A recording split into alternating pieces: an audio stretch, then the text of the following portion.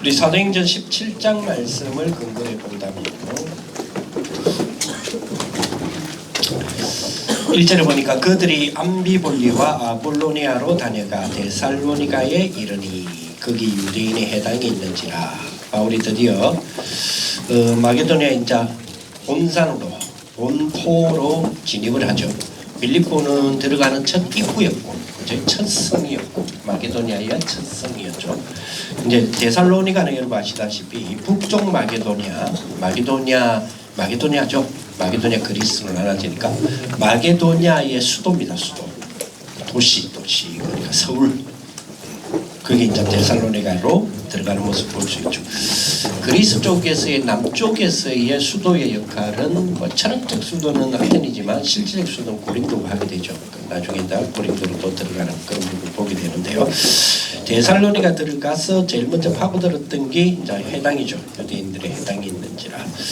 바울이 자기의 관례대로 규례대로 그들에게 들어가서, 자, 규례대로 첫째 그들에게 들어가서 첫 관례죠. 두 번째 새 안식일에 기간을 정했다는 거죠. 세 번째 성경을 가지고 강론하고, 이제 성경을 가지고 증명해 나가는 모습이죠. 뭘 강론했냐? 뜻을 풀어 그리스도가 해를 받고 죽은 자 가운데서 다시 살아야 할 것. 그리스도가 해를 받고 죽은 자 가운데서 다시 살아나야 할 것. 그 이유, 내용, 원리, 이걸 설명했다는 거죠. 그걸 증언하고 이르되 내가 너희에게 전하는 이 예수가 곧 그리스도다. 내가 너희에게 전하는 이 예수. 그러니까 영어 성경에 이렇게 되어 있을까요? This same Jesus is Christ 이렇게 되어 있을까요? 내가 지금 말하는 바로 이 예수가 바로 그 그리스도다 라고 하니, 그 중에 어떤 사람들이죠? 경건한 헬라인의 큰 무리, 그리고 적지 않는 기부인, 또 권함을 받고 바울과 신라를 따랐다 이렇게 되어 있죠. 자, 지난주에 우리가 5기초에 대한 부분을 가진 어떤 면에서는 뭐죠? 이게 캠프의 베이스다, 바탕이 된다 이렇게 볼 수 있죠. 자, 이 부분을 우리가 좀 이야기를 하고 우리가 기도하고 우리 현장으로 나갔는데요. 이제 그걸 바탕으로 자, 실제 캠프 하고 있잖아요. 요거에 대한 진행적인 부분을 또 점검하는 그런 시간 됐으면 좋겠습니다. 캠프를 진행할 때에 그 진행 순서들이 있죠.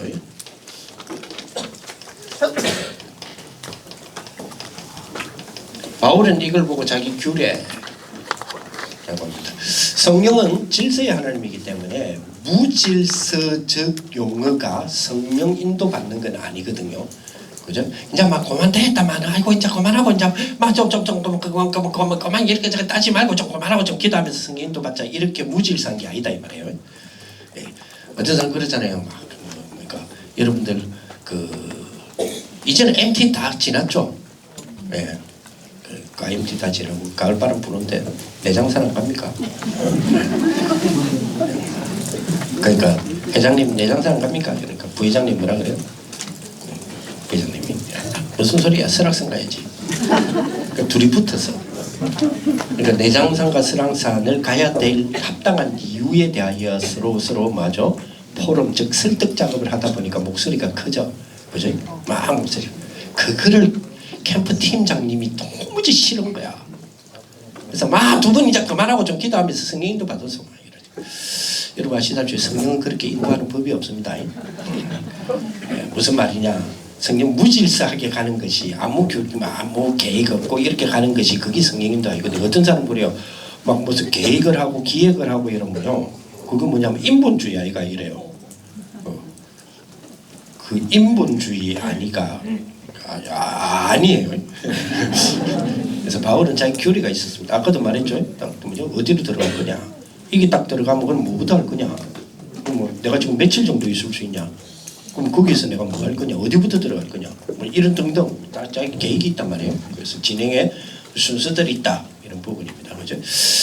오히려 이렇게 순서를 안 하면, 순서를 짜고 순서대로 이렇게 인도받고 이래 안 하면 오히려 인본주의에 빠질 수 있습니다. 그죠? 그래서 자, 순서 제일 먼저 뭐요? 일꾼부터 확보한다. 두 번째는 이 일꾼을 확립한다. 당연하겠죠. 세 번째는 그래 놓고 캠프 진행을 하려면 당연히 뭐 해야 됩니까? 장소를 결정해야 된다. 지역이 될 수도 있겠죠. 그치? 네 번째로 이래 놓고 뭐 합니까? 축제 디데이를 정하는 거죠. 네. 이게 원리다 이렇게 보시면 되세요. 자, 이해됐죠? 이해된 사람 가셔도 돼요. 예. 자, 이제 오늘 내가 시간이 좀 많이 없어요, 사실은. 지금 또 이게 뭡니까? 뭐 경의선인지 경전선인지 뭐 지금 그거를 지금 타고 지금 공항으로 해야 돼요. 공항 가가지고 또 시간이 빡빡해져 있어. 해가지고 지금 또 비행기 타고 넘어가가지고 여러분 같은 총신생들, 그지? 한국인 총신생이 아닌 총신생들 또 만나야 돼. 그리고 또 주말을 이용해서 이 전도학 12강의를 또 이틀 동안 하루 반 동안 또 다 해야 돼요. 자, 첫째로 그렇다면 일꾼 확보. 일꾼 확보란 말은 뭐 쉽게 말하면 이렇게 생각하시면 됩니다. 누가 갈 것인가? 캠프를 하는데 당연히 누가 갈 것인가? 누가 가야 돼요?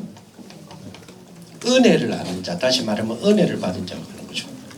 그래서 뭘 하기 이전에 은혜부터 받는 게 제일 중요합니다. 그렇죠? 은혜를 받는다라고 할 때 그 은혜 받다라는 부분이 아직까지 감성적 정서적이라는 부분에 공감과 감동이 되는 걸 은혜라고 생각하면 안 됩니다. 여러분들이 신학생들입니다. 그죠? 적어도 학부들은 은혜이라면 지난번에 말했지만 너희가 그 은혜로 인하여 믿음으로 말미암아 구원을 받으리라 하니까 안 믿어지던 게 어느 날요 믿어지는 기라. 어메야 하나님 은혜다. 그 은혜 아닙니다. 잘 안 믿어지는 마음의 어떤 감정적이고 정서적인 이 믿음에 대한 부분이죠. 이게 어느 날에 다 믿어지는 거예요. 그죠? 그런 어떤 감정적인 어떤 믿음이 다 생기고 뭔가 다 믿어지는 거 있죠. 그걸 보고 은혜라 그러잖아요. 이건 내가 하는 게 아니야 이러면서 하나님이 하시는 거야 이러면서 그죠? 그걸 자꾸 우리가 은혜라고 이야기하는데 그거 은혜 아니에요. 그걸 보고 은혜라 하지 않고 내가 만든 나의 밖에서 일어난 사건이 나의 안으로 들어와서 구원을 이루는 걸 보고, 그죠? 그걸 보고 은혜라 그래요. 그 원리를 무슨 원리라 그랬어요?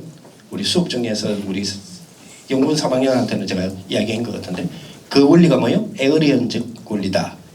그러니까 에어리언이 뭐 언제 어느 때 제일 많이 들었어요, 여러분? 뭐 볼 때? 영화 볼 때. 무슨 영화 볼 때? SF 영화 볼 때. 그것도 뭐죠? 그 에어리언 하면 외계인, 그지? 외부의 뭐 외계체 뭐 이렇게 하잖아요. 맞아요. 그죠? 내 존재 밖에, 나라는 존재 밖에서 일어난 그 무엇이에요? 그게 내 안으로 들어온 것. 그죠? 그게 뭐죠? 에어리언적이다 그러거든요. 은혜가 뭐냐? 은혜가 예수 그리스도의 십자가의 사건은 내 존재 밖에서 일어난 거예요. 지금으로부터 약 2000년 전에. 그죠? 그런데 그 사건이 내 안으로 들어와서 구원을 이루게 된 거예요. 그죠? 그래서 뭐죠? 내가 만드는 거예요. 내하고 상관이 있었어요, 없었어요? 쉽게 말해 내가 만든 작품이에요? 아니죠. 그게 내 안으로 들어온 거예요. 그걸 보고 뭐라 그래요? 은혜라 그래요. 이 사건이 나에게 주어진 거예요. 그런데 그 사건이 나에게 주어진 게 뭐가 된 거죠? 구원을 이루는 팩트가 된 거예요. 구원을 이루는 원리가 된 거예요. 그래서 제가 한 번씩 여러분들에게 자꾸 질문하는 게 있잖아요. 여러분 예수 믿음이 어떤 원리가 작동되기에 구원이 되냐고요. 여러분들이 예수 믿음이 구원이 되잖아요. 그런데 그 사이에 무슨 원리가 작동이 되냐고요. 무슨 원리가 작동이 되기에 여러분들이 예수 믿음이 구원이 되냐고요. 그지? 그게 이제 두 가지가 나오죠. 그게 뭐죠? 기독론과 구원론이에요. 그 두 가지 설명이. 그걸 1분 만에도 할 수도 있고 3시간 만에도 할 수 있고 그지? 한 학기 동안에 할 수도 있는 거지. 그죠? 모르면 하면 돼요. 모르면 구원의 길 이러면 돼.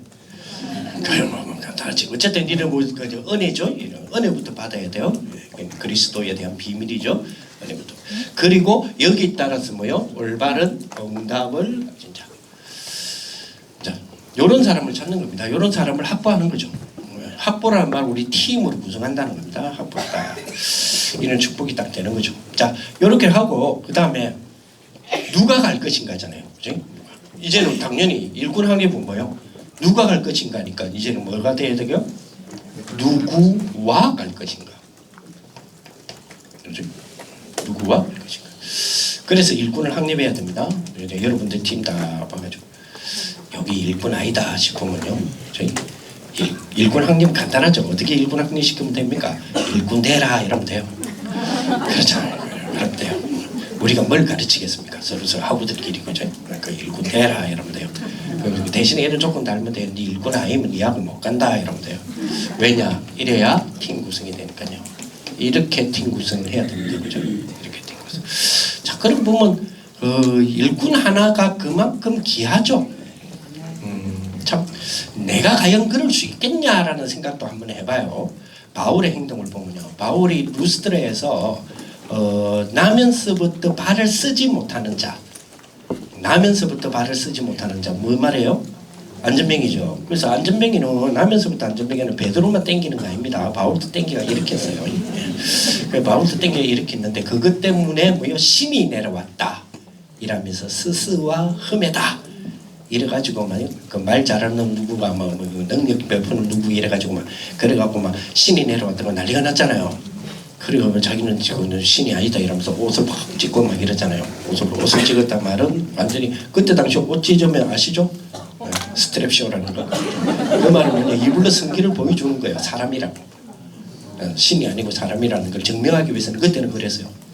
그리고 그래 했는데 조금 있다가 그것 때문에 약간 손해 비슷한 게 일어나니까 그죠? 막 돌로 막 방법 수수도 뭐 험에다 이러고 그렇잖아요. 그래 맞고 막 그 다음에 막 피 흘리는데도 피 닦아가면서 그죠? 죽은 줄 알았는데 정신 차렸잖아요. 정신 차려가지고 막 이래가지고 뭡니까? 다시 도시로 기어 들어가가지고 제자를 확립하는 모습 볼 수 있죠. 그러다가 딱 요 사람을 확립해야 되겠다 이러면서 피 닦아가면서 들어가서 사온 그 제자가 누구예요? 그렇죠. 그때 디모데가 나이 몇 살인 줄 아시죠? 14살입니다. 아 죄송합니다. 한 살 많이 미겼네. 13살입니다. 제가 그럴 수 있겠냐? 내가 과연 13살 저 청소년이 제자라고 볼 수 있겠느냐? 첫째. 둘째, 제자라고 봤을 때에 과연 저렇게 피 흘려 생명 걸면서까지 가서 확립시킬 수 있을 것인가? 그죠? 우리가 뭐 답은 뭐 그럴 수 있죠. 그래 하지 뭐. 근데 그게 잘 안 되죠. 그래서 그 바울이 디모데를 에베소 그죠? 당회장으로 딱 보낼 때 나이가 20살 아닙니까? 약간의 나이. 그래서 너의 연소함으로 인하여 업심여김을 당하지 말라라는 말을 하잖아요. 그지? 당시에 나이 30이면 그거는 당시에 나이 30이면 연소함이라는 단어 안 쓰거든요. 20살 이하일 때 이럴 때 이제 쓰는데 디모데가 13살 때에 바울에게 발탁이 되어서 13살 때에 선교사로 파송을 받습니다. 그죠? 그리고 나서 바울과 함께 7년이라고 하는 세월을 선교 여행지에서 보내게 되죠.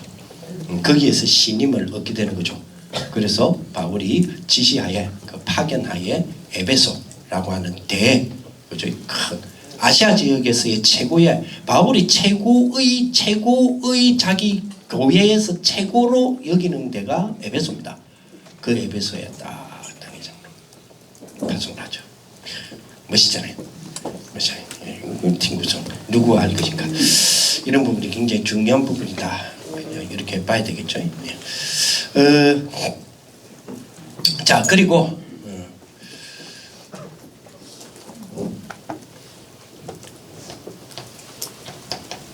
자 예비된 부분들을 찾아나가는 부분들이 돼야 되겠죠. 자 하나님이 예비한 장소 예비. 그래서 바울은 해당을 찾아갔고요. 아까도 얘기했죠. 같이 갈 사람 하나님이 예배해 놓으셨어요. 요번에 이제 찾는 부분들이 있고, 그죠? 그리고 그 지역에 그 지역이 복음을 받을 수 있도록 주님이 준비하는 문이 되는 사람, 그죠? 그리고 뭡니까? 반드시 주님이 이것도 예배해 놓으셨어요. 증거, 어떤 증거입니까? 이 지역에 큰 복음의 증거를 갖다 댈 흑암 무너질 수 있는 그 증거도 주님이 뭐 하셨어요? 예배해 놓으셨어요. 그래서 가는 곳마다 성령의 역사가 확 일어나도록 주님이 예배해 놨단 말이에요.